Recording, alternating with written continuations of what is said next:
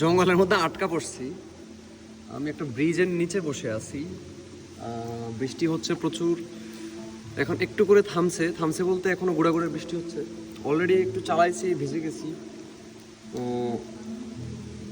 Care করা, একটা coffee বানাচ্ছি, কফি খাবো, দেন হচ্ছে গিয়ে হয়তো বাবা রওনা দিব। আর না হয় এখানে রাতে থাকতে হবে আমার মনে হয়, আমি জানি না।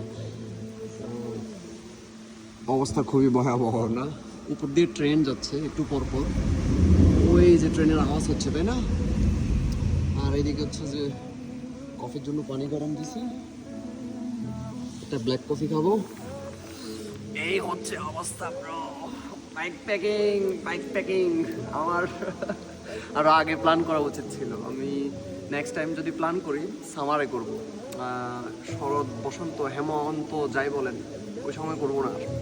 এই সময় আসলে বৃষ্টি হয়, প্রবলেম। সো এটা একটা শিক্ষা হইলো, অনেক কিছু শিখতেছি, অবশ্যই শেয়ার করবো ভিডিওতে। দেখা হচ্ছে অ্যাকচুয়ালি।